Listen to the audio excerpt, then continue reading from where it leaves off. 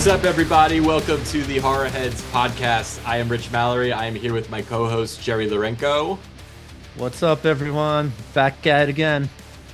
And I noticed you're wearing an Amityville horror hoodie. Let me check that out. Oh, yeah, check that out, man. That's the hood. Very cool. So for those of you who don't know, Jerry lives in New York, and he lives in Amityville, and I believe you live up the block from that house. Is that correct? Yeah, it's a pretty spooky place, man. A lot of weird people.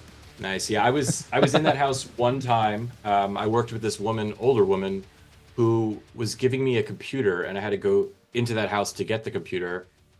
And when I got there, the computer wasn't ready, or she had to delete her files. So I was basically just wandering around that house, and no ghosts. But it did have like it had a really weird, creepy feeling, but it was also like a weird woman that lived there, and like it just didn't feel like it was a big house with one person. It felt very empty, and it definitely had like a spooky vibe to it. Did you feel the laptop was haunted? Well, it didn't really work that well, so I think it was. Did you finish your book report and it erased it for you? Yeah. As soon as I got the computer, like it barely worked. It was a piece of shit. I know why she was giving it away to me. Yeah, because it was haunted. Yeah, exactly. And my life has been a mess ever since. It's been nothing but bad luck. And even though I threw the computer out, like nothing but bad things are happening to me. You know, I know we just started here and we're just getting into this episode, but I mean, honestly, this is like kind of inspiring a really good idea. We should definitely do an Amityville episode and maybe go through the catalog of the like 23 different movies that they have. I happen to catch a bit of a marathon starting at like 9 a.m. today. I probably watched 4 or 5 of them in a row. Oh my God. Yeah. So. I mean, were they all terrible or like horrible? Every one of them. But let's save it for the episode. Yeah, I don't think I've seen that many of them. The one I remember is the one where there was like a haunted dollhouse. I remember that one. Yeah. I mean, now there's like a haunted lamp. There's a wolf. There's a whole bunch of different things. Is there one about my haunted computer, or do we have to make that? Is that? Yes, and that woman was the co-writer, from what I understand. So awesome. Well, anyway, this is our second episode. We survived the first one, and we said let's do it again. Fuck it, it was fun. Just like last time. Before we get into it, we're gonna drink some bourbon, right? Oh. I mean, that's why I came here. So, what do you got? What are you drinking tonight? We got something special here. Oh, Wild Turkey 101. Damn, you're looking at the burn. Pouring it right now. I'm going to drink a little Woodford. Oh. One of my favorite bourbon of all time, though, is the Double Oaked from Woodford, which I bought this because it was cheaper. That looks nice. It has a red label on it. It says Distillers Select. Yeah, that is different. Yeah. Okay. Yeah. Well, I'm going to drink some of it. All right, yeah, let mine chill a little bit. Well, cheers, man. This is great. I just want to say congrats to you. You had a big week yourself. For anyone who doesn't know, Rich's new film just came out. So why don't you take a sip and tell us a little bit about the bourbon and then about your movie? How does that sound? Yeah, thanks for the plug. I was actually like, how do I like wedge that in? But yeah, my new film, We Are Wolves, just released on Tubi TV. You can watch it for free with ads. It's a very sexy LGBT BDSM thriller. I wouldn't say it's horror, but it does have some horror elements to it. I think the horror kids will like it. But yeah, super awesome movie. You should all check it out if you want to see something different. It's something you haven't seen before. Well, I'm definitely going to check it out. So I'm excited to see that. But damn, this tastes good. Yeah, tell me about it. What do you got? How's it taste? What do you taste in there? On this? So this is 90 proof. Damn. Which I think is a little high for a Woodford, right? Isn't it usually like 80? It's usually like the 80s, yeah. Yeah, it feels good. You definitely get that kick. It definitely feels like an intense bourbon. I'm really enjoying it. Somehow I drank half the bottle. I don't remember doing that, but I guess I did. What about you? What do you got there? So you're drinking the Turk? Yeah, I got this Wild Turkey 101. I mean, it packs a punch. This thing, it is fiery. It hits with a massive kick as soon as it touches your tongue. It's burning. But yet, I know I said this last week, and people probably are going to think it's the only flavor I could taste, which is possible, but it definitely has a caramel kind of taste to it. It's a little sweet, and then it gets a little like kind of oaky, like a barrel at the end. So I think it's a great taste. It's easy sipping, but you could get fucked up. So you're gonna get fucked up and say some fucked up shit, I'm guessing. Yeah, but it is affordable, and it's I mean, for the price, there's really I haven't found anything better than it. And I don't know if anyone from Wild Turkey is out there listening, but if you want, that was a plug. And if you want to send me a check, I'll give you the address in the comments. You know, it's funny because I think we used to kind of hate on wild turkey without actually drinking it. I think we just always thought it's, oh, it's cheap, it just like whatever. And then and correct me if I'm wrong, I think we went to like a bourbon conference and people were Yeah. talking about the 101 and like so many people were talking about it as like one of their favorite affordable bourbons. And we're like, I guess we'll give this a try. And We didn't believe him, and I'm gonna tell you why. I think we were at some like backyard party when we were younger, and we were playing some flip cup, and the team that lost had to do like these giant shots of wild turkey, and I think just in our young age, it was just kind of hard to process and to really kind of uh understand what we were drinking. It just tasted like chugging down like fiery gasoline, but now that my taste has developed quite a bit, I love it. But I think that might have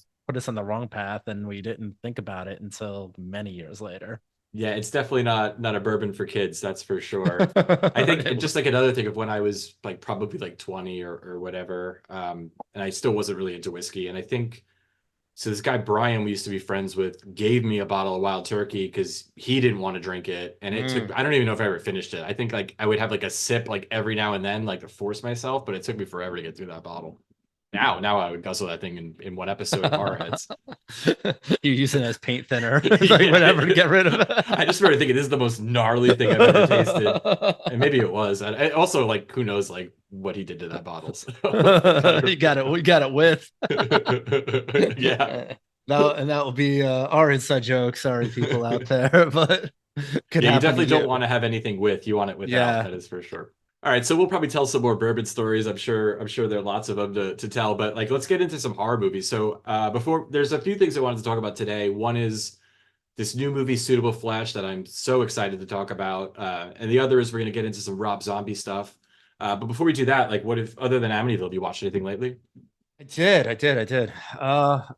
had a good horror week. I told you I watched like five Amityville movies, but Yes, it's a great week. but I'm definitely not going to talk about those. But I did check out The Passenger, which is a fairly new film. It's from the guy that directed The Ruins. I don't know if you've seen that like a few years ago. It's like these it's a pretty interesting horror movie where like these people get stuck like kind of like on a pyramid, and I don't know, On like a these pyramid? yeah, and these roots like try to kill them and stuff, and the natives are like forcing them there. But anyway, it's a decent like horror movie. But this Passenger movie, it was more like it's like a thriller with little. It's kind of hard to explain like really what kind of movie it was. Like I guess people are considering it a horror movie. I see it come up a lot. It was really just a movie about some hateable characters. Like there was like not one character that anyone would like, and they all work at like this fast food place. And there's like this kind of like dick bully that works there, and he's constantly kind of like pushing everyone's buttons, and he's like bullying what people would call the nice guy. And this other guy just kind of gets upset, and it just turns into like this explosively violent scene where he just kind of comes in and he shoots the whole place up. He takes this kid, not really as a captive, but almost kind of like a friend, and they go on like a road trip, and he tries to help him like kind of like right like the troubled past that he had. It's really interesting, and there's some extreme violence, and there's a lot of twists and turns along the way. I think it was. I mean, I think it was interesting, so I recommend it. I'd say check that out. Where'd you see And it? that was on Prime, I think.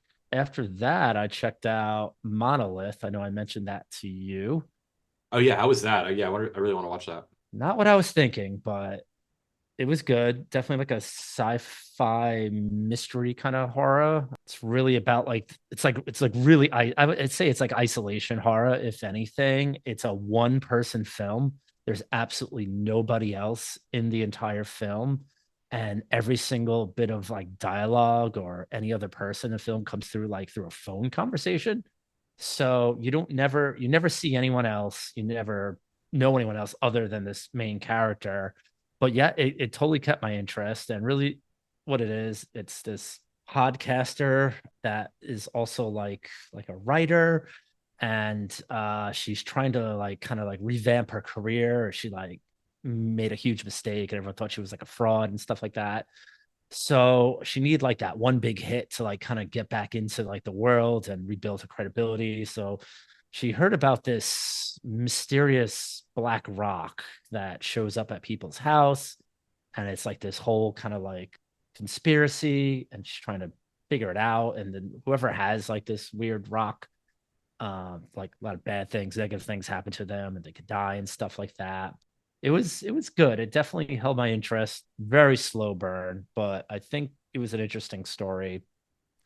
Don't know if it paid off. I'll leave that up to anyone who checks it out. I thought it was good though. I mean, I usually like those types of movies where it's again one, maybe two characters in a room. Especially if it's like one character, like Buried with Ryan Reynolds. I think it's just like a great movie where you think I never like, saw that. yeah, I mean the whole movie is just him in a coffin, the entire movie. So it's like basically he's in darkness in a coffin in this confined space, and you'd think like, how is this going to be interesting for 90 minutes? But it actually was really, really interesting. You had no idea what was going to happen next, and I would. It's not a horror movie. It's kind of more thriller, but I would definitely recommend that. So I watched two movies.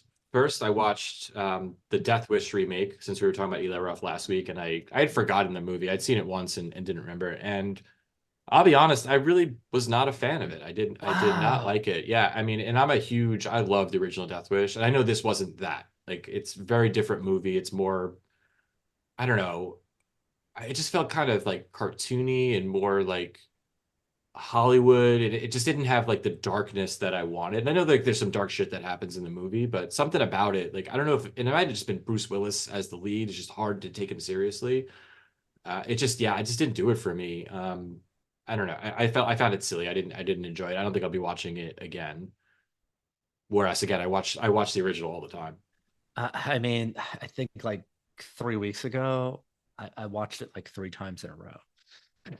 Like I'm so into it. And who is that? Who is that detective? What was that guy? It's the guy from Breaking Bad, right? Yeah, from Breaking Bad. I mean, he was kind of goofy, and Yeah, and for me, he kind of ruined it a little bit for me because he it was hard to take him seriously. But I think Bruce Willis did a good job.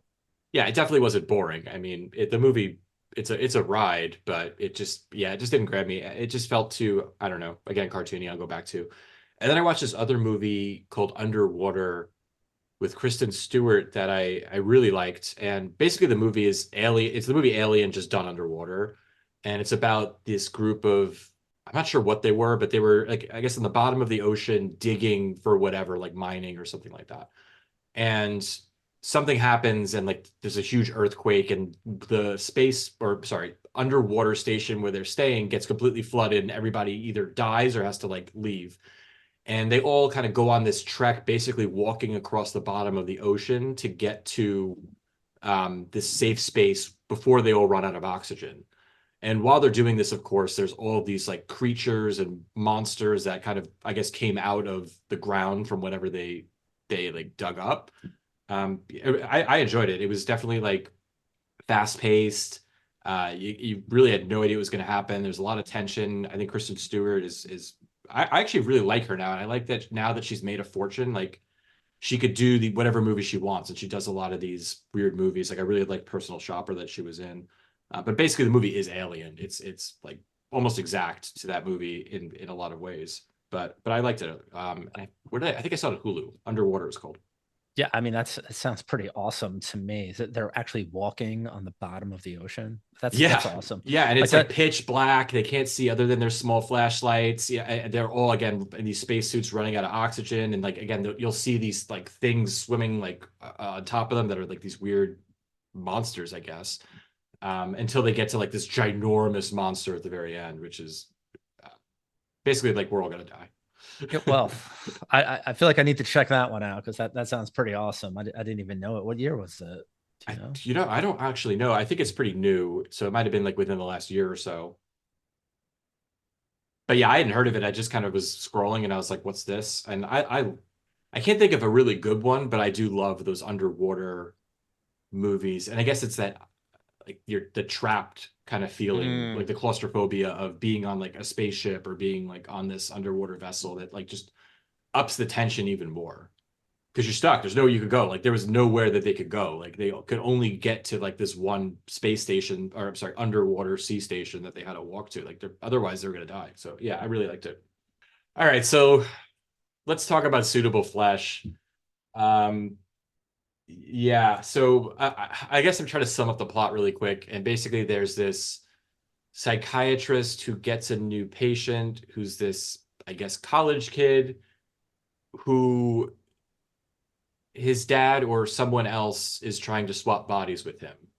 And Wait, what? I think that's what happened. And the movie gets really confusing. And again, within the first minute of this movie, I know I'm not gonna like this movie. Like I just know based on like the tone of it, like the music, the like camera angles, like everything about it. I'm just like, I know I'm gonna hate this, but I said we were gonna watch this movie and review it. You had already watched it, so I wasn't gonna bail on it now. But man, this was a hard one to sit through. I think it's getting a lot of buzz right now because it's like basically adapted from like a H.P. Lovecraft short story, and I'm not a huge reader of H.P. Lovecraft, so I'm not familiar with it. But if this is like what his writing's like, You're yeah, gonna pass. hard pass there. Yeah, this was a tough one. I mean, honestly, I turned it on, and my first impression, it felt like a made for TV, like Lifetime Christmas movie. Just lit weird, and you're right, the camera angles were weird, the dialogue was weird. It just didn't seem like a movie. It was like felt like a TV show or something like that. And if it was a TV show, I still wouldn't have liked it, but the big scenes of like that possession or whatever the transference The shaking. was, there's just like someone like kind of bent over with like the cameraman shaking like his phone or something like that. Like it was like really really bad. And they did it And like 10 times too. It wasn't like just one time. It was like there was more camera shaking rapidly for 60 seconds in this movie than any other movie I've ever seen. I just felt like they could have did this a lot better. I mean, they must have had some sort of budget for this. I mean, Heather Graham was in this, and Bruce Davidson, who's in Salem, that we'll talk about like later on. I mean, you have some names in this movie, and for like the creepy, eerie part of the film that like basically the whole plot revolves around is a shaky camera. I mean, it was I couldn't take it. Like after the first time, I'm like, wait a minute, what was that? You know, I'm like, it was terrible. It's funny you said that about a made for TV movie because like what I wrote down in my notes was like this feels like either a bad like Tales from the Crypt episode or a really lame, tame Red Shoe Diaries. Oh, yeah, Because there you go. I honestly I couldn't really I like at first like I was like okay it's like a PG Red Shoe Diaries and look there is you do see one tit, you see some man ass. I think you see side butt on Heather Graham, so they tried to do something in there, but the sex scenes in it were some of the most boring, lamest sex scenes I've ever seen in a movie. So like again, I don't know what they were There trying were to do here. three. There was three of them, and every time one was about to like begin, it's like the music would change, and it felt like they're about to go all in and almost like an erotic thriller type tone. And then there's just like this awkward, fully clothed, weird sex scene, and like you could edit around it. You don't have to show the nudity, but the angles that they showed were just like really weird, like an elbow, a shoe.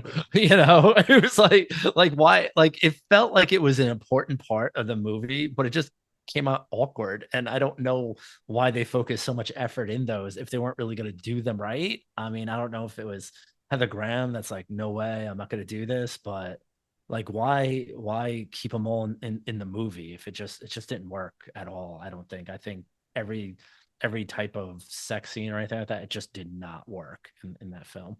Yeah, and like you said, there are three of them. Like do one and be done with it, right? But I have three that are all equally pretty lame and tame and just boring. Yeah, like again, watching this movie the whole time I'm like, and maybe it's I'm not an HP Lovecraft fan, and maybe this completely speaks to that audience and they love it and it's the greatest thing ever. but I didn't understand who this movie is made for. Like, I like doesn't feel like a horror movie. It doesn't feel like a Red Shoe Diaries movie. It doesn't feel like anything. It's just, and it doesn't. It's not a comedy, but it's trying to be funny, maybe. So at first I'm like, okay, it's going to be like a comedy, but I don't know what it was. I didn't understand the tone of it, and I think that maybe that they were trying to tell a story that might have been too complicated for like their level of precision to tell it. Maybe if it got adapted from someone a little more talented, it would have been a little better. I mean, I don't know much about this guy. His name is Joe Lynch. I don't Oh, think Joe he Lynch, has didn't a he do? He did a I bunch don't of know what he did. movies. I don't know anything he did. I never heard of him before. So I thought he was kind of new to the scene, but you Oh, let could me look him up. I think I know yeah, we've seen some of his movies. I think he did that Everly movie with that was like that female assassin. yes, I thought that was a good That movie. movie was awesome. That was not at all like this movie. You No, know, can't be the same guy. That was no, some great it's hold on, let me go through. I'm looking at directing his there. I Everly think he this did. He did Wrong Turn 2, which is the bad wrong turn. That's like the worst wrong turn of the series. Yeah, but those are watchable though. How do you get worse? Like this is a brand new film that just came out. Like I think this came out 2023, but I think it's considered a 2024 film. It's brand new. How do you making a worse film? How do you get Heather Graham to star from Austin Powers from Boogie Nights? How do you get her to star in your film? And it's just like you made her look bad. You made everyone look bad.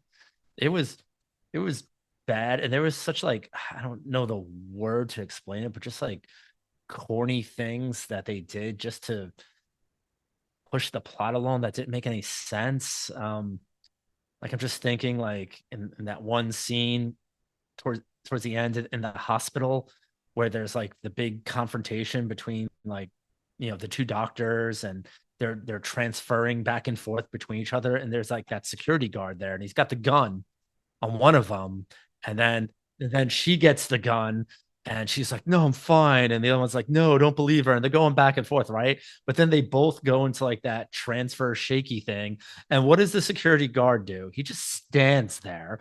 Like what kind of guy is this that just had a gun pointed at him for like 20 seconds, that doesn't grab the gun that's sitting on the floor? Of course the person who turned into the bad one is going to get the gun, and he gets shot. I'm like, I didn't even feel bad for him. I was just like, good man, shoot him again. He's such an idiot. Yeah, it was interesting because it did have a decent cast, but they all were really terrible actors. Like they were all bad. Every one of them was bad. Like Heather Graham was not good. The guy's name from Lords of Salem that you just said Bruce, earlier, yeah, Bruce he Davidson, was yeah. not good. The kid, the college kid was terrible. I wanted to slap that kid. He was just so obnoxious, and I guess that was the point, that he was trying to be like obnoxious, but it didn't resonate. It was really annoying, and every time he was on screen, I was like, please, I can't watch this anymore. The one thing I'll say that's a positive about the movie, and it's a negative for me, but it's a positive about the movie. I mean, the movie's stylish. Like it's different. Like I haven't seen a movie like this before. The director's doing some different things with it. It definitely like does that. However, I hate these stylish horror movies where it's just gimmicky. I'm not a fan of it, and it doesn't, it takes you out of the movie when it's super gimmicky. And like by gimmicky, I mean there's like fade ins to like a circle. Oh my god, I forgot about Like that. they did that like Oh, 4 times. Like oh god. Oh. that's what made me think of like a Tales from the Crypt, because they would do weird gimmicky things like that with I was that. turned it off when I first saw that. I was like, what the hell is that? I'm like, why are you doing that? Like, that's a strange choice. Yeah, it was a lot of strange choices. There was one thing I did like. I will give it a compliment. Something I found interesting. I never saw before in a film, and I like when films catch up to like modern times and they actually use like technology and stuff like that. But do you remember that one scene where she like starts running over that person, and the whole scene is shot in the backup cam, so you're basically just watching what she's seeing in her backup cam, and like all of a sudden you see like the guy's head, and you see the car get real close to it, he just disappear. Like I thought that was interesting. I mean, it was definitely something I never saw before. That was it. That was the highlight of that film for me. Yeah, that was pretty cool. The review cam scene. Yeah, I did like that. I'd never seen that before. I think, and again, I have a lot of problems with this movie. Number one, would be the movie just didn't make any sense at all. And the character motivations made no sense. And I had a couple of notes. One is, and I guess maybe it's because they didn't develop Heather Graham's character enough, but how does she go on this journey? Like how is she meets this patient who's like, at first he's this like sniveling little kid, and then he becomes kind of when his body gets taken over, he becomes this asshole. And then she becomes obsessed with him and like wants to fuck him and is like fantasizing about sex with him when she's fucking her husband, which it made no sense. And then like, why would she all of a sudden be so attractive and like, I need to be with this person? And then she goes to the kid's house and all this bad shit happens. Like the kid ends up killing like his dad, the house burns down, and she's just standing there and like doesn't think to go to the police, just like, you know what? Like this guy just killed his father. I'm gonna fuck him right now. Like the stranger who I met one time, and is not like freaked out or shocked. I didn't understand that at all. Yeah, and she does fuck him fully clothed, which is really awkward. I mean, You see his no, ass though. You see the top of his ass, you which was do. like Yeah, a nice treat. She had a little man ass she's in there. she's now complicit in this crime. So yeah, it didn't make any sense. You felt like she might have been struggling a bit and had like that kind of like savior mentality where she might have lost like a patient or two and like she had to, like she was driven so much. But what they did show of the husband and any sort of character development, it seemed like a good relationship. It seemed like there was really nothing wrong. So it didn't really make a lot of sense that she would be attracted or basically cheat on her husband with this strange kid. It didn't make a lot of sense. So I do get like why she would have cheated on her husband, because that sex scene they had was, again, he was lame. He was not laying the pipe, he was. So I get why she was fantasizing about something. Like I don't see why you would fantasize about this kid who was like lame. There's plenty of other things she could have thought about while she was, laying there, a passenger princess on the pillow princess on the bed while her husband gently stroked inside her. Oh man, sorry. Oh man, I gotta. This might be our last episode. So Yeah. I mean, and the other thing that did made sense, like, so okay, she confesses to her husband that she fucked one of her patients, that all this shit is going on. She leaves the house, or he leaves the house, I forget what happens. And then he comes home, and it's the first time he's seen her since like she broke his heart, like saying she cheated on him. And immediately like she seduces him in like 2 seconds, like using like a knife. Like I get the feeling they never did anything kinky, so it didn't make any sense. And he just goes along with it, which, okay, fine. Maybe in the moment he's like, you know what, let me just get one last plow in before, or I don't think he plowed, but like one less sex in before I throw her out for good. But the very next day the cops come and it's like they're a loving family again. And I get this guy was a simp, but like it just, I don't know. All the character motivations made no sense. I mean, I guess he was, drinking the bourbon a bit. They both were, so I mean that usually leads to something. So I get it. And like, again, like we've all been there where it's like, you know what, I shouldn't. I hate this person, but I'm gonna go through with it. But like then you get out. You don't just like make coffee the next day and like everything's fine. Didn't make any sense. Yeah, I mean, and let me top this off with the one thing that probably bothered me the most about this film, that this is actually an original Shudder content film, and I'm really really angry about that because it's making me look quite foolish when, if you listen to our first episode, the first thing I said is I think the first words out of my mouth is I'm really into original Shudder content. They make great films. I mean, I could just talk for days about all the little things that bothered me about it, just like little odds and ends, and it just added up to just being annoying. And honestly, I think I paused it like 5 times just to see like, when is this movie going to be over? I did that I'm like, too. I can't believe there's 9 minutes left, but we got through it. Yeah, we got through it, man, barely. So before we move on, Bloody Knives 0 to 5. I'm giving this one a 1, and I'm giving it the 1 because of that backup cam. That's it. I'm gonna give it. I also gonna give it a 1 because one tit. Again, I'm not gonna say it's the worst movie I've ever seen, but it's the worst one I've seen in a while. So yeah, 1 and done. What, such a great title too. Suitable Flesh is a great title for a movie. I was expecting something fucking bonkers, and this is what we got. All right, so we're gonna move on now. We're gonna talk a little Rob Zombie, and why I thought about this is two reasons. One, because it was really fun to talk about Eli Roth and go through like a director's catalog, and two, I wanted to talk about Rob Zombie because I think we're pretty split on his films. I think you're not really. I might be wrong on this, and I guess we'll find out. But I don't think you're necessarily a fan. I think there's some movies you like, and I think the movies you like are other than House of a Thousand Corpses, which I think we both like. I don't think we agree on the ones we like. So I figure there's a good opportunity to kind of let's find out. Let's see what the different sides are. I agree with you there. I do want to say I'm a fan of Rob Zombie as the musician. I was lucky enough to see him last summer. He's amazing. He's really an artist when it comes to music. He thinks about, like, really what the whole entire atmosphere that he's creating with the music, the visuals, the props and everything. So I definitely give him a lot of props for that. His movies are hit or miss for me, and I'm glad you brought that up because you didn't know I was going to do this, but we have another lightning Oh challenge. shit! I was damn. You beat me because I was gonna hit you up with that. I was no, gonna. I'm hitting you. I'm hitting you with the lightning challenge because you didn't know I was going to do it. Damn. Okay, before we get to that, I just want to talk about the music, and I'm not a fan of the music, I would say. However, if a song is on of his, I vibe to it, and I'm like, that's dope. I would never put it on by myself. Like I would never just put it on. But if you put it on, or if I'm in the car or somewhere and I hear it, I'm like, okay, I get it. I get it. And his music videos were always amazing and visual. So, all right. I said that. Hit me with it, you fucker. uh, it'll probably be more interesting if you do it. So Okay, all right, cool. that's All probably right. why. So we'll find out soon enough why. All right, All right, lightning round. I'm gonna hit you. Okay. House of a Thousand Corpses. Thumbs up, thumbs down. up, Devil's Rejects. down, Lords of Salem. up. Three from Hell. Gonna go up, 31. down, Halloween. down, Halloween 2. down. Is that it? Is that all of them? I don't think we saw the Monsters. monsters.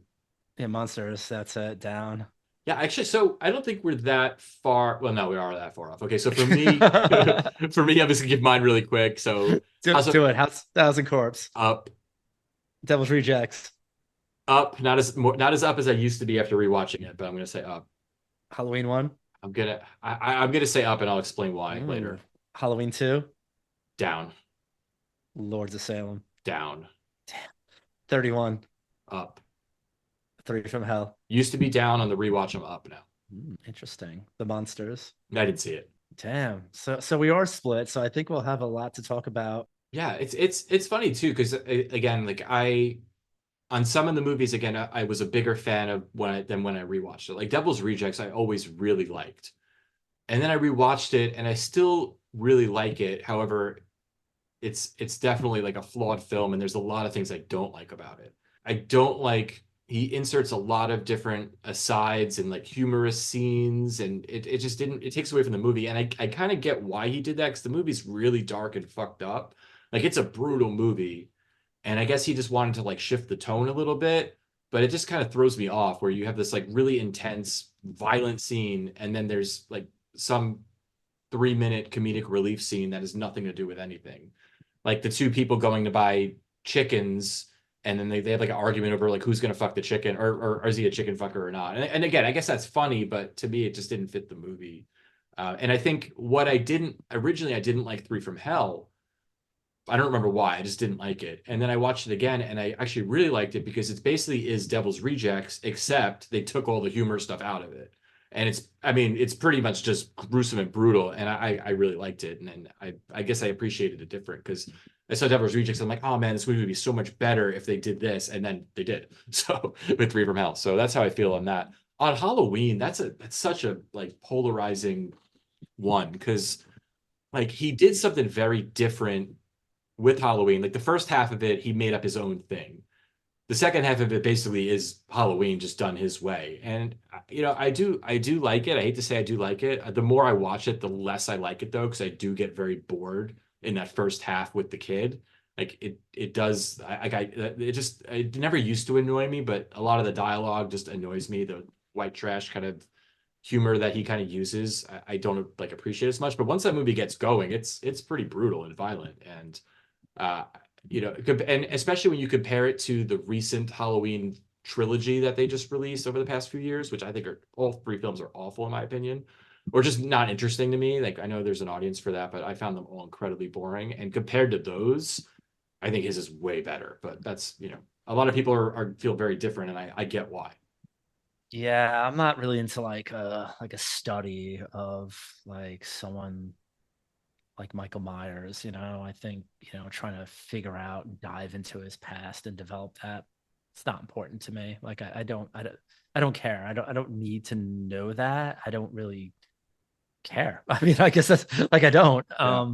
So I like when you watch, obviously the original Halloween, it's like this character, there's isn't much of a backstory of like why he just turns into like this murderously rampaging guy that has a bit of a supernatural power as well. I mean, it's like why dive into that? Like why try to figure it out and add all like that white trash kind of stuff? I mean, they're from like Chicago, weren't they? I mean, they weren't that trashy. I mean, it's just, A it small just suburban town outside of Chicago. the city was Chicago, they took the cab to Chicago. It wasn't like they were like in the backwoods. So yeah, I definitely didn't like the Halloweens. To be perfectly honest, I probably only watched the second one once. I did watch the original one, Rob Zombie's original one, over Halloween. So I watched it recently.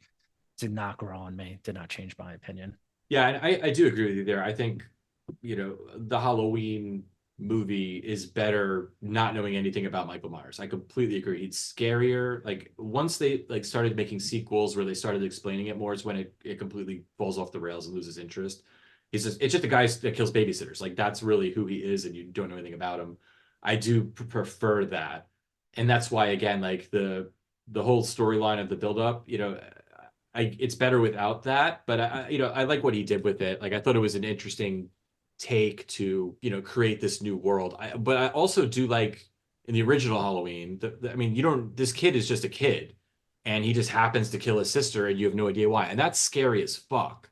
That scene of he's outside like holding the knife or whatever, and like this bad shit just happened, and it's just a kid. And like when you put a motivation to it, like the kid in Rob Zombie's Halloween, it's like, yeah, he did it because he was abused. That's, and they probably fuck with him his whole life, and he was going to be a killer one day. I get the feeling that in the original Halloween, and maybe I'm wrong, they don't explain it, he's just a kid who one day just snaps. That's what I always thought. Yeah, no, and I'm more into that. Yeah, I don't love it. I like it. And I do think he was a fan of the original, which helps because a lot of times when people make remakes, they have no idea what the original is. They're just a hired gun that's going to make this movie. And I do think he was a fan and was trying to make something for the fans. However, again, I think it's Halloween. It's hard to touch that, right? It's hard to remake a classic like that, and to add to it without pissing off a lot of people. So I get that. I mean, honestly, I'm sure he watched Halloween thousands and thousands of times throughout his whole entire life and really wanted to like pay homage to it. But looking at his other films, I'm really surprised he took on Halloween because it's not, you don't see a lot of like those references and Easter egg type things in his other films where you clearly see the other films that influenced him in his other movies. You just don't really see anything taken from Halloween, whether stylistically, storyline, anything at all. But you could clearly see like his affection for like Texas and Oh yeah. things like that. And it's like, wow, why didn't he take that on?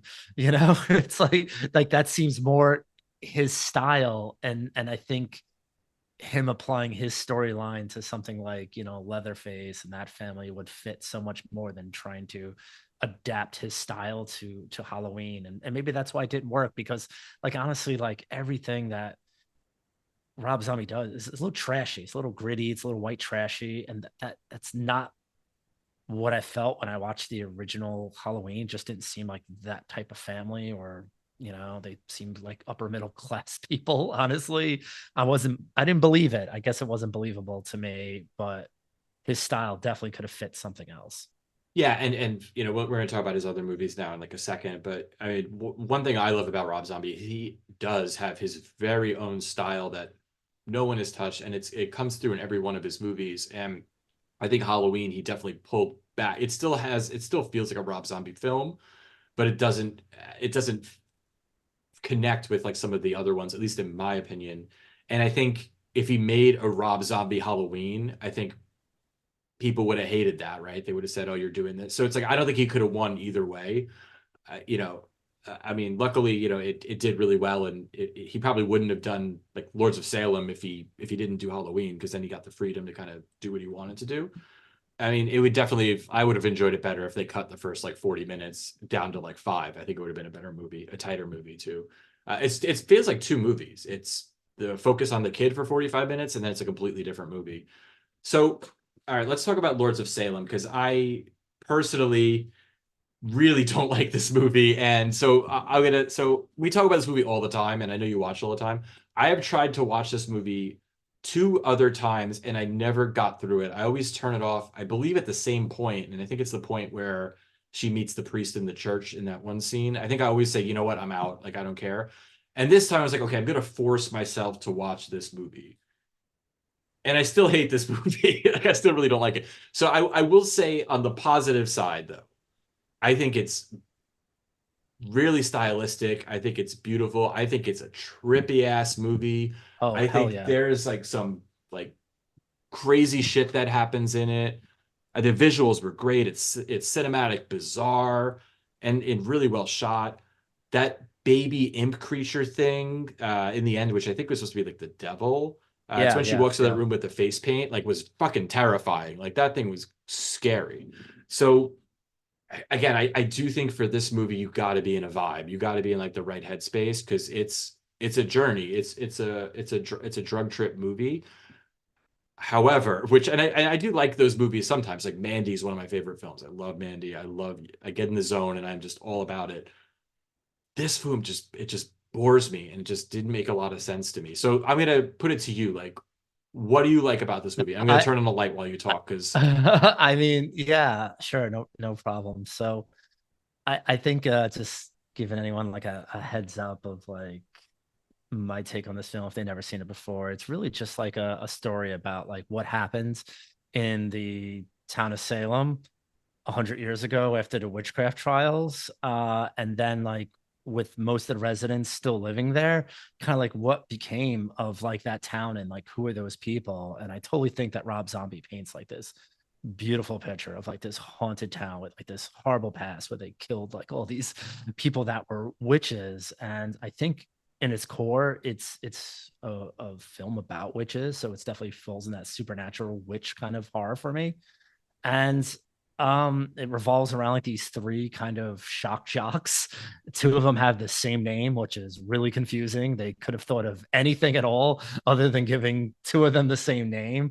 But really what happens is they talk a lot of shit while they're on air, kind of like some people I know. And although I hated all of those scenes where they were DJing. Like, I was like, who would listen to this program? They are so, with the sound it was shock effects. jock. It was I shock don't, jocks. and I know Yeah, he it's was like, trying to make fun of something. Like, I yeah. get what he was trying to do. Unfortunately, they do it like, I think, three different scenes. Like, he could have done it in one. And I was like, I would never. I hate this radio program. Yeah, I mean, I didn't mind that. I like it. It was a good build up to basically say that these people are really involved with music, and the mysterious gift is a record that is delivered to them specifically from a group called the Lords, and it's really interesting. And so basically, Heidi, who's played by Sherry Moon, puts on this record, and a lot of strange things start happening. It basically possesses all the women in the town, and it's cool. I mean, there's a lot of things involved with this movie. I mean, there's like a curse, there's a possession, there's a devil, there's a lot of things going on to it that he tries to cover, and I think he does it well. I love how he stylized the movie. I mean, there's like times where it's just like monochromatic, and then there's just times it's just so bright and clear and colorful. But anyway, I like the film. I think it tells like a really interesting story. I do like how it develops Heidi, the Sherry Moon character. I like her as a character. We could discuss whether or not we think that she should star in Yeah. every Rob Zombie movie. Do the roles always suit her? Probably not. But I think that this kind of like older woman who had like a troubled past with like drugs and alcohol, I think this suited her well. Clearly she was a descendant from like, the reverend that burned all the witches, which is really what ties everything together. I'm not really into trippy horror. So I do turn this movie off as well, but that doesn't mean I don't like it. I watch the first hour and 10 minutes of this movie all the time because I do like the vibe. I do like the setting. It's cold October day, in this cool town with these strange characters, and they're going through something. It's funny you say that because like I would say the last 20 minutes of the movie just feels like again like a music video almost, where it's just lots of different imagery and just weird shit, and some of it really fucking gross.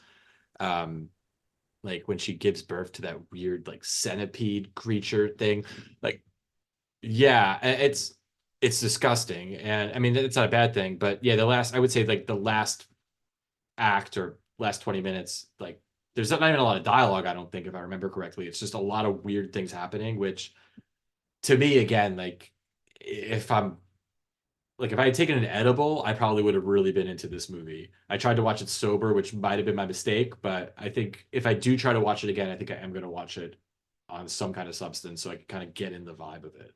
It's funny, one of the things that you said that you like about the movie is actually what I didn't like, in that it does try to cover a lot, and I felt like it's a little all over the place, and I had trouble following what actually the main plot line was, because there's a lot of different things, and none of it, in my opinion, gets fully developed. And I do think I read that he didn't shoot the whole script for whatever reason. Like I think it was originally even more bloody and violent, and I think he had to make a lot of last minute changes due to various things. Like I believe there was one actor he cast who didn't audition, and the guy showed up the set basically blind and not knowing any of his lines. So they had to like rework this whole character. So I think a lot of things happen where he didn't actually get to shoot the full movie that he wanted to, based on what I read. So maybe there was intention to, build out some of these things more, and it just didn't ever come I to truth. I think they really wrapped the whole entire story together when the Bruce Davison character, who's Francis Matthias, he's the author, goes to speak to the other author about that song. And they're going over the Reverend's diary. And I think when we find out that there's like the witches, left the curse on the town, and basically they say that Reverend Hawthorne's bloodline will be the vessel of the devil's child that will inherit the earth. So basically, that is Heidi, the Sherry Moon character. Her last name is actually Heidi Hawthorne. So for me, it's like when after you probably viewed the movie a few times, and then like you really catch that line, like, oh, it just kind of all comes together there. Her landlords are descendants of the witches. They found out that Heidi is the daughter. They're going to use her for this ceremony. They trick her into going into that apartment 5 thing with that weird looking hairy Sasquatch devil thing that I guess impregnates her for her to have the baby, which will essentially be the devil, and kind of like bring, the witches kind of back into power. And what they do is they kill all the original descendants of the town. So in that big Lords of Salem show, the concert, which was about as packed as a local band playing a VFW show on a Sunday matinee. I There was think like we've played 30 those people there. shows. Yeah, I think there was like 30 people there. I thought this was gonna be like I kept getting excited for this show, and this, it was just like 10 people in the theater. It was pretty horrible. But I mean, after that scene where she has the baby, all those people are dead. They're just kind of piled up in a giant naked pile. And there was 32, so 32 of the 32 naked original women. women, yeah, that were possessed from the record. And then it came to the show, they all died, and she disappeared. So I mean, that's a brutal ending, and it ended as bleak as it started. So I thought it was great. And I do like how they and I'm a sucker for this. I don't know why. Whenever they set it up with like where they kind of like punch the day in so you know where you are in the storyline. So they'd be like Monday. And you're like, all right, this is Monday. Everything that happened on Monday and everything looks cool. And then Tuesday, things start getting a little weird. Wednesday, things are getting crazy. By Friday, she's smoking crack. She's all fucked up. I mean, she's a train wreck. She's on death's door. I mean, like, what kind of 5 day week was that? I mean, I had a bad week at work. It was nothing like that. So I liked how that's how they kind of like filled in the time for you, so you could kind of track like what was going on. That's funny though, just to cut you off, like my very first note that I wrote always bothers me when a movie tells you what day of the week it is.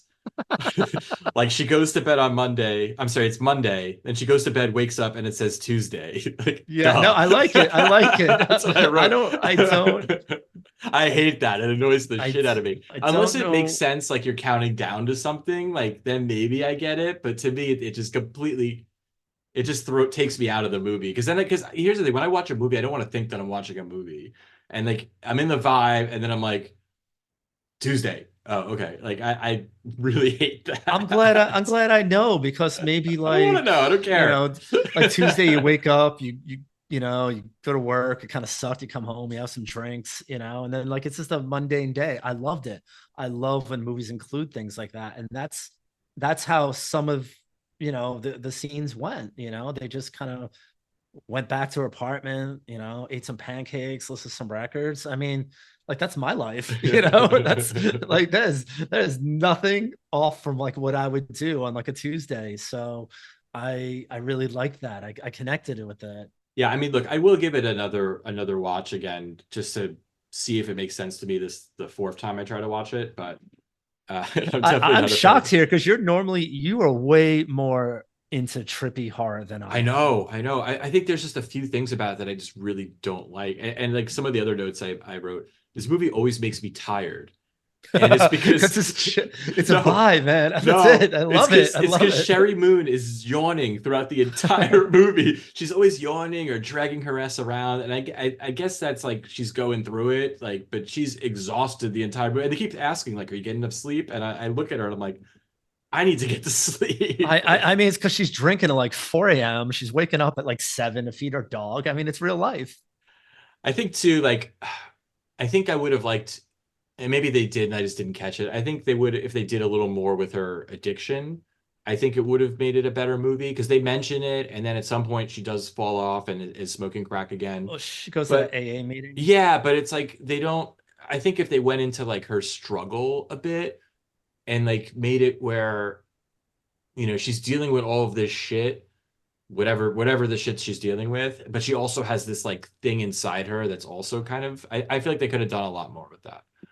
And the other thing I didn't get was why is she like having all of these, I guess, hallucinations? Is it like is it the witches put a spell on her and that's why she like she when the scene where she's walking and like she sees a church and she goes into the church, which makes no sense because like she's not religious, so why would she go in the church? And then she has this dream of this priest, but it didn't really happen. So like what actually can you explain it to me? Like what is actually So happening in this so movie? I think that she actually gets impregnated pretty early in the film. Um Like before it starts even or no, like once no, the record shows no. up? Once the record shows up and her dog escapes and she goes into that room for the first time, you don't see anything. You just see her go into the room and she kind of like looks up at that big cross and like that altar, and then she kind of puts her hands up. But the next scene, the door just shuts. We don't know anything else after that. I think that is when she was impregnated with the devil child, and from there now that that's in her body now. You know what I'm saying? So I think it's starting to like mess with her chemistry, mess with everything. And it has, I mean, it's a devil, so it is going to have some sort of supernatural pull and power and stuff like that. I really think that's kind of like where it all came from. That's my take on it. I don't think it was drug induced or anything like that. Because it really, she seemed absolutely fine until she went into that room, and then after that everything really started. Like, to me, it is a little hard to follow the first few times, but like I really got into it. To me, it's like a good witchcraft story that makes sense when you really understand all the details. Yeah, and like you said earlier too, like Sherry Moon putting her in every one of these movies, like I understand why he does it. And I think she gets a lot of shit for various reasons. I think there's a lot of people that really don't like her. I don't like her in this movie. I think they would have been served with someone different, I think. But to pivot, I do really like her in House of a Thousand Corpses. I think she created a very iconic character in Baby. I think she really just is wacky, but like in a scary, terrifying way at the same time. I really loved, like I would say, like out of that movie, she's definitely one of the highlights for me. so the guy that plays what's his name? Herman Salvador, her kind of boyfriend in Salem. The guy I'm talking about. That's Jeff Daniel Phillips, and he's in a lot of Rob Zombie films as well, probably like 5 or 6 of them. What do you think about that guy? What do you think? You think, like, for me, he looks a lot like Rob Zombie, and Yeah. I just wonder That's interesting. if he's in the film, because that's how like Rob inserts himself into these films, because this guy looks outrageously close, Without the and the tattoos. same, Yeah. yeah, and the same age, as this guy, and he's usually like, co-starring or partnered with Sherry Moon. I just wonder if it's how he inserts himself. I just wonder if you noticed that, because he was in uh 31, 3 from Hell. He was in Devil's Rejects. He Yeah. was, I think the only thing he wasn't in was House, but he probably just didn't meet him yet. Yeah, and he's another one too that I do like in the other zombie movies. I don't like him in this movie in Salem. Really? I don't. Wow. Yeah, I just didn't like. I also didn't Wow. like the dialogue. I just had a really hard time with it. So anyway, so Lords of Salem, Bloody Knives, 0 to 5. It's not a 5 for me. It's very, very close. So it's a 4. Wow. Okay, give you that. I'm gonna give it. I'm giving it a 2.5, which is more than I would have given it a year ago. And that's because I do think it's visually beautiful and interesting. And maybe I'll like it the next time. Maybe we'll do an anniversary edition where I watch it again and talk about it. I hope so, because there's 100% chance I'm gonna watch it again. So anyway, so let's talk about House of a Thousand Corpses, the movie that started it all. So I think just like Cabin Fever, I might be wrong, but I believe we also might have gone on a double date to see this one in the theater. I know I saw it with Yes. you. I don't know if there were females present. Hopefully there were. This Um, this yeah, yeah, this one worked out for me. yeah. And look, this movie, and again, watching it now, I've always been a big fan of this movie. It's definitely a flawed movie. Um, there's a lot of things, and I think Zombie will say that too. I don't think he likes this movie. I think he felt it was a bit of a mess, and it is a bit of a mess. I think it's a beautiful mess, though. But before we kind of get into the actual movie, it's such an interesting story behind this movie for those people that don't know, because he originally started. I'm going to give a little history lesson here because I thought this was interesting, and I remember when all this happened. He started working with Universal on making a maze for Horror Nights, and he made a maze one year and it did really well, and then he was gonna make, it was just like a basically based on his songs and his music videos. And my cat right now is going ape shit, and I'm trying to keep him off the keyboard. Now he's biting me. Um, and then he went to do a maze a second year, and he was going to make the maze was going to be a House of a Thousand Corpses. And I forget if he actually ended up making it or not. I don't think he did. But while he was talking to them, they said, "Okay, would you like to make a movie?" And he's like, "Yeah, I'll make a movie." And this was the movie that he wanted to make. And he shot the movie, and it ended up getting an NC-17 rating, which was a death sentence. So Universal said, "No, we're not releasing this movie now. It's too violent. Like, we don't want it. It's too weird. We don't like it." And that was it. And they shelved the movie, and he ended up buying the rights back to the movie, gave the movie to MGM, who were going to release it. And they ended up adding some stuff to the movie. They cut some stuff, like they shot new scenes. And then Rob Zombie in an interview said something in a joking way, like negative about MGM. And they heard that and they said, now we're not releasing the movie. So then it was like sunk again. So he had shot the movie and I don't think it came out for like 3 years until Lionsgate finally said, okay, let's make the movie. And I think in between that time, I think he also cut some stuff, added some stuff. So the original movie is very different than the one that actually came out. I think like a third of the movie was completely changed. Like whole characters removed, lots of scenes removed, and apparently all this footage is lost. This is gone, and so we'll never actually know what the original movie was. But he had to like edit it so many different times for various different studios because they all had different things that they want. I thought it was really interesting.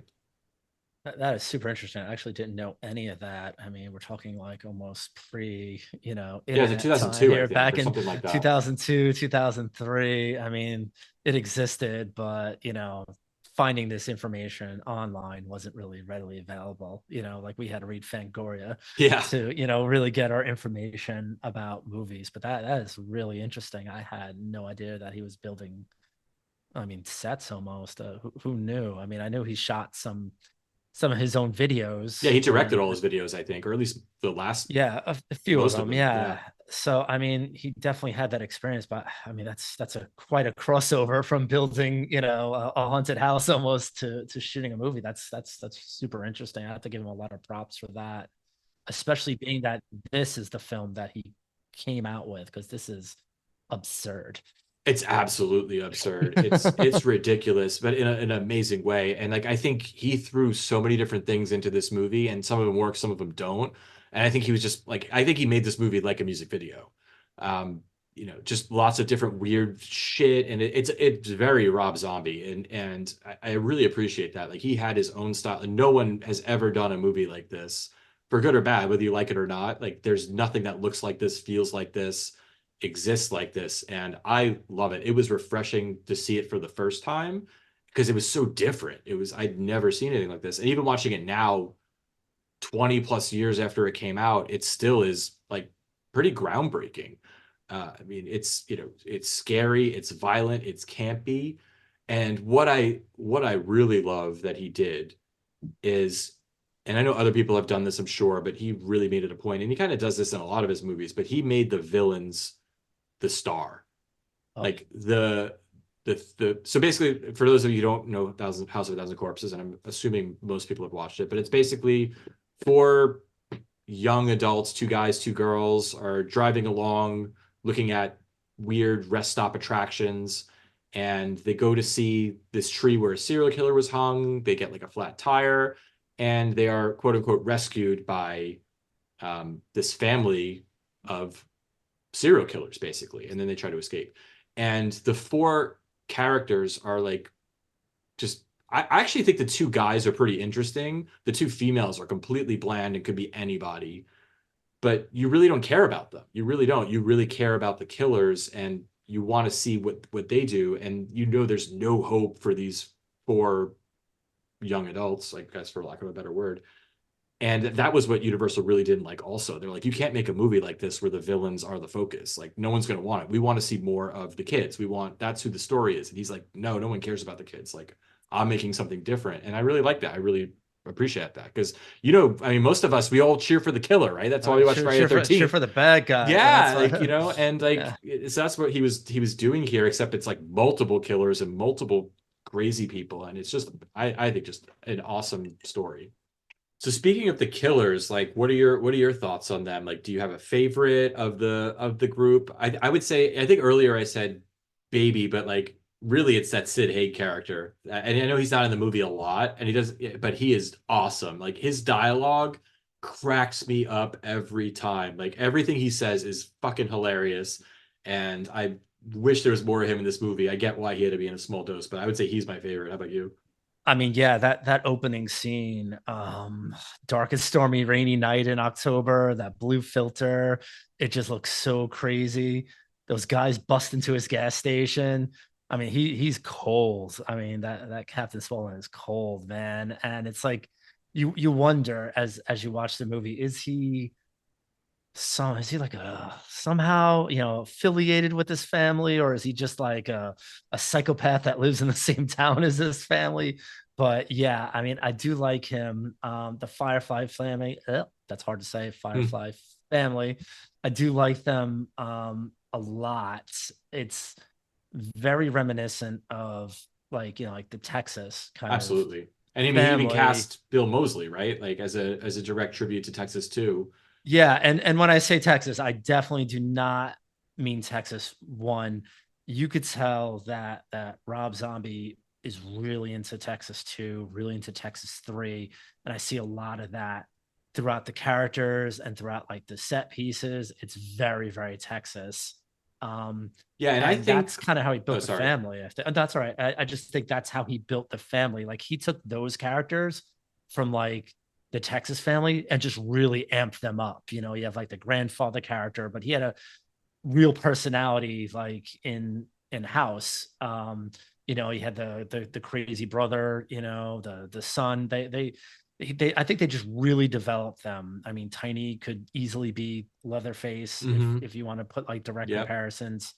The matriarch of the family, she's like extremely kind of like slutty, I guess, and like, but like serious issues with her and baby. I think the family is really interesting, and I see why they come through as like the stars because I did find them very interesting.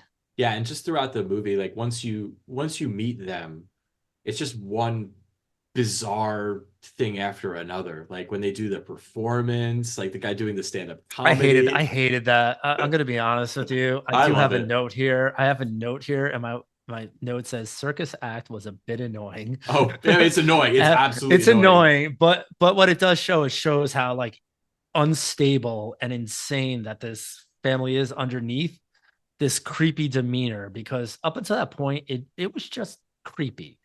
Who is this weird, creepy, strange family? They probably don't get a lot of visitors. Is that explain why they're acting like this? But then during like that act, you're like, man, there's something like going on with these people. Like they're out of their minds. And but it was really annoying, and it was one of those scenes where I usually just kind of fast forward through it Uh, because I get the it's feeling they do the stupid. same act every year too. I think that's what makes it even crazier. Like I think this is just what they do on Halloween, and I can see why it's annoying. It is annoying, especially like the way he did it with like the guy in the microphone like screaming basically. But to me, I think it's hilarious, and I think it I don't know.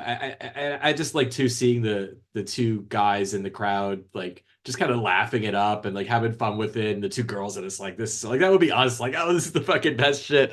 It's probably us at House of a Thousand Yeah, Corpses probably with our two us. dates Yeah, I mean, yeah, yeah, no, who hated totally. that movie. They're probably That like was, why did our yeah. boyfriends So take us to see we're like, this Dr. fucking movie? Satan. Yeah. I'm gonna tell you what one of my favorite scenes was right after that was after that like kind of circus act where things are kind of getting a little creepy. So they're trying to leave in their car, but the gate is closed. So Jerry gets out to open it, and that's when Otis and Tiny they're kind of just hiding out like in the scarecrow stands, Terrifying. and they just come down, and you're like, oh my god, how'd you think of that? And they just get like violently attacked and pulled out of the car. But the fact that they were just sitting out there waiting in the pouring rain for this exact moment Yeah. to attack them, I mean, oh god, it was shocking and unexpected and really, I mean, it's almost like Scooby Doo, where like the person's sitting there waiting all day and night to scare someone, and then finally someone shows up and they could scare them.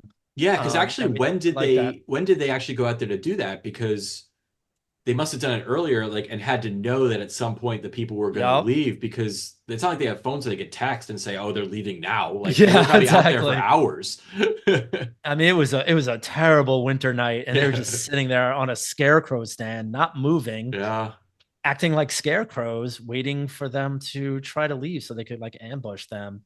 I thought that was really cool. And just kind of winding back a little bit just with the look of oh of yeah, this film. I mean, there were so many scenes that were just like so crystal clear, but then he switches it to make it look like gritty and raw. And I don't know if he shot it like what 16 millimeter or something like that. It looked different a lot of the scenes, but I never really saw that in a film before where you're like mixing like kind of like filming styles.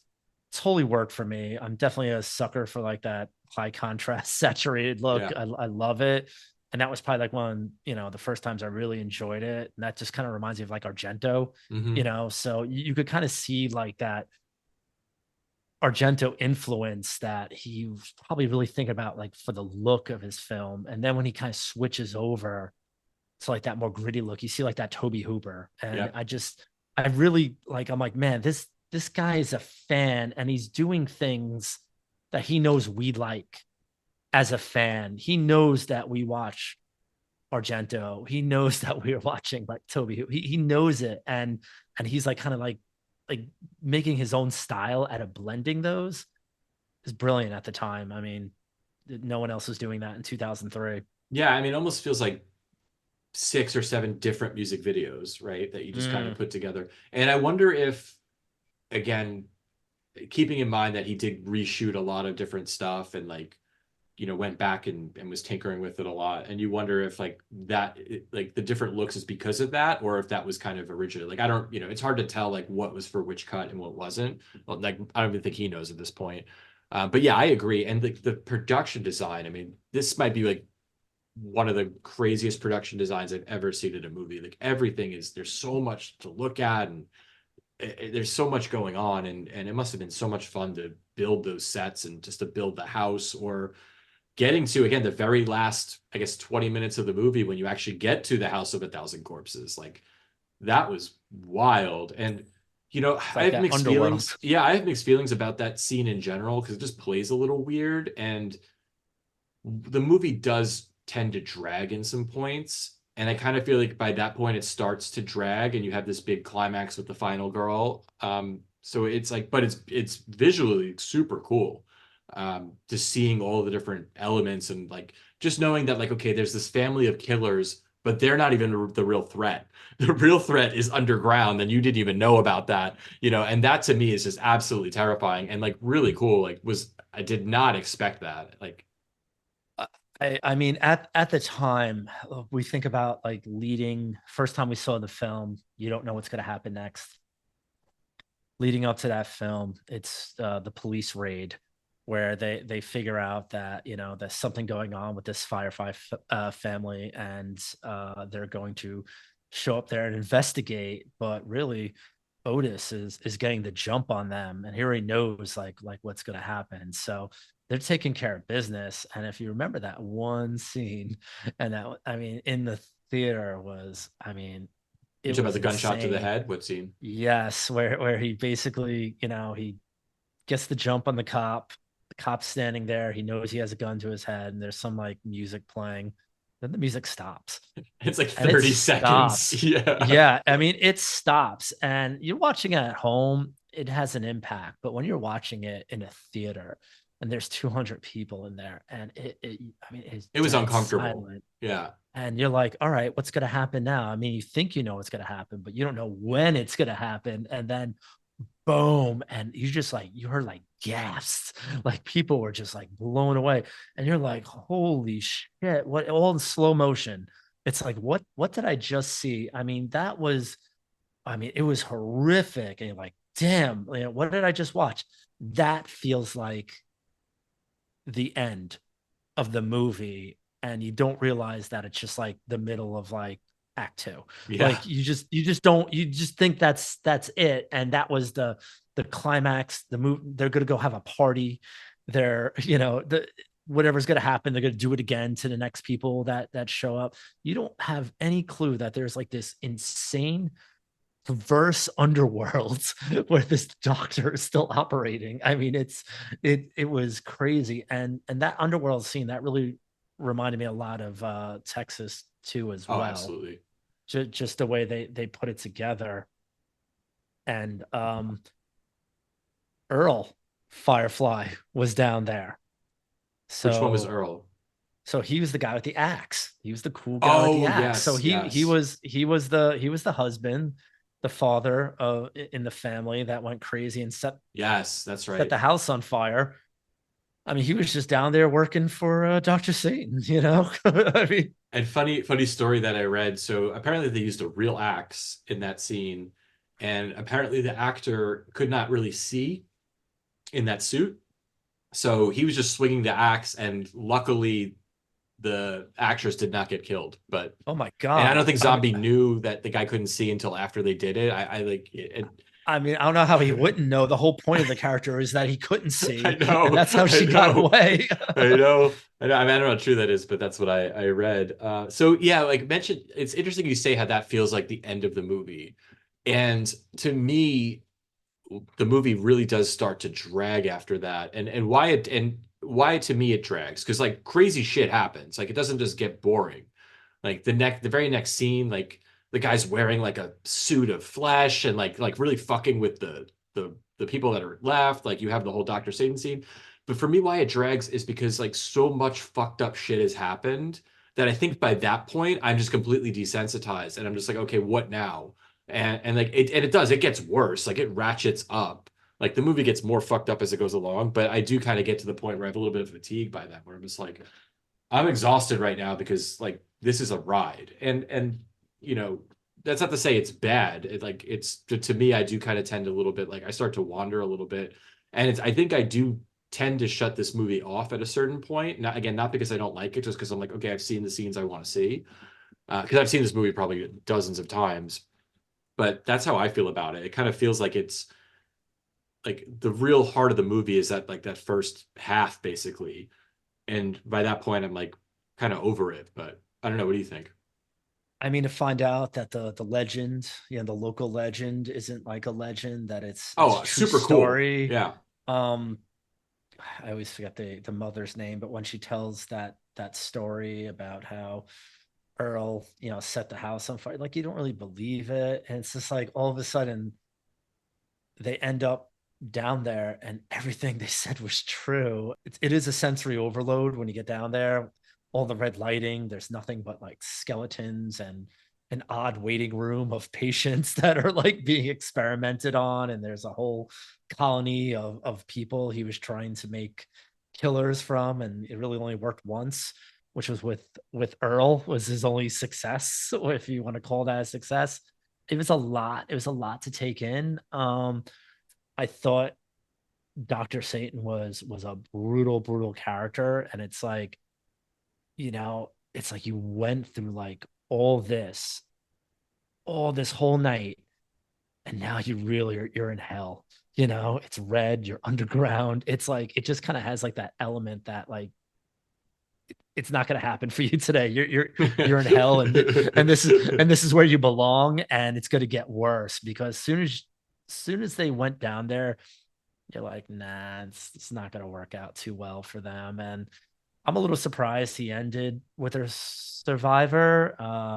Texas won, I guess. You have to have something to kind of lighten it. You come outside, it's daylight, you survived. Yeah, it is weird that she got out because you get the feeling that no one's ever gotten out, and there's nothing special about her. And even getting that Earl can't really see and he's just blindly swinging this axe, like come on, he's been down there for He's a killer. he's been down there forever. Like he knows where He the killed things. all those people. Yeah, but Yeah. she just happens to get away. It just to me didn't make any like that was I could have done without that. But I get it. Like and he wanted And to have that twist ending at the very end, which was cool. I hate the twist ending. I never believe it. It never works out for me. You know, it's like just end it. Uh, Same thing when I watched 31 the other day. Same exact thing with a weird twist I ending. agree. I It's could have like done without that. just end Yeah. it. Just like let it end. She got away. Fine, she got away. It makes no like it's like that Jaws kind of thing, or like the Friday the 13th, the kid comes out of the water. It's like you don't need to get another scare in. You literally had like an hour and 40 minutes of torture, blood, and like some of the most gruesome scenes you've ever seen. It's like we don't care at this point. We're not rooting for anyone at this point. Like, Yeah. who cares? So why didn't you like 31? You're not gonna like why I didn't like 31. I didn't like the killers. I thought they Really? were All of them, stupid. or just I like, I thought they were kind of lame and like I wanted to like them, but I think they just were played a little too over the top where they weren't scary. They were just kind of comical. The the Hitler Spanish um small person guy, that was it was just it was like it wasn't funny and it wasn't scary. So like, why should I be scared of this guy? yeah, I agree. It was really over the top. I think just I like this type of movie where, you know, Like a survival yeah, kind of with a thing. bunch of different killers, almost like a game show. Like I think I was telling you, like that slashers movie. Like I I just like love that. slashers. I do Yeah, like that. I just Yeah. love that style of movie in general, and it was cool to see like another one. I do think the first like 40 minutes can be completely cut out, like because it's not that interesting. The dialogue's not that good, and I get they're developing the characters, but to me, it's just like I'm just bored right until they actually get to the place with the killers.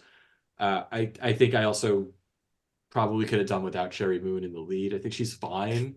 Like she's not bad in it. I just don't think I don't really care. She's not that interested. Like here, I guess that's my problem. Is well, I guess it's like any other Rob Zombie movie, right? None of the protagonists you give a shit about at all. Yeah. So you are kind of rooting for the killers here. And I guess if you don't like the killers, then what's the point? Because there's no one else is like redeeming that you want to root for. Yeah. Yeah. It I mean, it was the premise. I do like the premise. The premise was set up to be fantastic. I think the execution just kind of failed a little bit. And I don't know if it was the setting or if it was too dark maybe, and like the kills didn't really pop, or and there was very very few. I mean, if you think about it, I mean, it's probably five people in total, and so maybe Like there's five four killers got kills. killed, maybe, and then Yeah, four five other people. killers, So like but nine I'm kills. rooting for the killer. I don't Yeah. want him to, like, what I'm saying. And I even think the way that the killers went down were a little bit weak. Um, Great concepts. I like some sort of Illuminati kind of controlling this whole thing, and they're using gold coins to like bet on who's gonna live. Like the concept, just God, I don't know. I mean, I want to know what you really liked about it. I mean, Yeah. were you into the killers? I I mean, did like I liked the killers. Again, I like this kind of movie. I thought it was brutal. I thought the scene with the two chainsaw guys, I think, was pretty creepy. How they find this woman who's like tied up and they're not sure if she's part of the game or if they should save her, and then like she doesn't make it, Yeah, I really liked the last killer, Doomhead, who was also in Three from Hell, who pretty much I guess replaced Sid Haig in Three from Hell. I think in Three from Hell Sid Haig was going to have a much larger role, but obviously he got very sick and passed, and Rob Zombie had to like rework the whole movie. But I really liked him. I thought it was again like you don't see, maybe you do, but like you don't see a ton of like really violent dark movies like that. So and it was good to see him kind of getting back to that because like he had just done the Halloween movies, then he did Lords of Salem, and then he did 31. I was like, all right, cool. This feels like it's going back to kind of the Rob Zombie movies that I like. So I enjoy it. I think it opened wrong for me. Like there's like this 25-minute monologue, Yeah. like in black and white, Oh and it was yeah, I just could have done without that. Like I it said, the first was 40 minutes, like I think can yeah, go. Yeah. it was just too much. I did like how they trapped, the people, where they kind of like set up like that barricade and they all kind of like storm the bus. I thought that was really interesting. I'm like, oh yeah, this is cool. This is going the right direction. And they kidnap them and they take them basically to the haunted house, which is really similar to houses October built. Almost same exact way you get captured and kind of get thrown into like this survival kind of game show where you don't want to be a part of it, really similar to that. But I just think that opening monologue and just, some of the killers, it felt a little flat for me. Gonna be honest, it's probably only the second or third time I watched it. Maybe if I watch it again I'll feel different. I was reading, just doing research on Rob Zombie and stuff like that, and there was one reviewer. that said Rob Zombie's trying to make like horror movies like Tarantino would, except he's not Tarantino. And I'm not a fan of Tarantino in general, but I thought that was interesting. And I kind of felt like when I think about like that monologue, almost seems like something that like maybe Tarantino would do in a movie. Yeah. Um, but anyway, it's like now that like I read that, I'm trying to think through like other examples of kind of like how he puts together his movies if they are like reminiscent. I mean, maybe Tarantino's an influence, who knows? But I think Rob Zombie's biggest influence, I think, is Rob Zombie, right? I think it's, I think they're also pulling from the same movies because Tarantino loves those 70s grindhouse movies and as does Zombies, which is very clear in these movies. So I mean, I guess I could see the correlation. Yeah, you could tell he grew up with that and like a lot of like that free kind of like horror theater that was like on public Oh access yeah. late at night, like Nightmare Theater or like a I don't know if you have it, like a Svengoolie that we that we have. I don't know if you Yeah. have that over there, but Yeah, we I don't have like cable, so I don't, but I know what Saturday. it is. Yeah. It's like public. It's public access almost. It's like Saturday nights, just some ridiculous host and plays a usually a D level movie. Yeah, my dad loves Svengoolie actually. He will Saturday night Svengoolie night. I think he also watches Nightmare Theater too. I think Friday night's Svengoolie and Saturday's Nightmare Theater, he was So telling your me. father smokes a lot of weed, is what I'm getting from this. So to wrap it all up, let's get back to House of a Thousand Corpses. So Bloody Knives, what do you got? 0 to 5? But say it, five, 5. Wow. five. Yeah, I can't go It, that high. modern classic for me. Something I'll watch the rest of my life. Yeah, I'm close. I can't give it a 5. I'm actually going to give it a 4.5, and Go to five, man. Go to five. I can't just because again it does kind of drag in parts for me. I feel like it could be a little bit tighter. It is a little bit all over the place, but again, it's like no other movie I've ever seen. I love the movie. I wouldn't say it's like a perfect movie in my opinion, but love it. Oh man. All right. No, that's good. And I'll take I gotta that keep it real. 4.5. Yeah, I'll do that. That's fine. I'm gonna stick with my five. I'm still kind of like mulling over this Tarantino kind of thing, where Yeah, I think that look, I think they have similar it's influences, so yeah, it would yeah, make it's sense.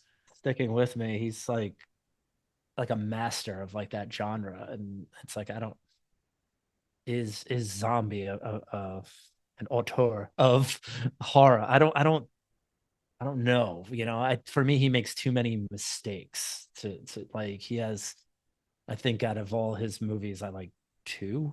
So maybe three. So I don't think he rises to that status as far as like director level of being like a master. I think there's very few, but it's definitely interesting. I think he tries. Yeah, I definitely don't think he's a master. I think again, even though I do love a lot of his films, I do think that, again they are flawed. They're not perfect. I think again he does his style of film really well.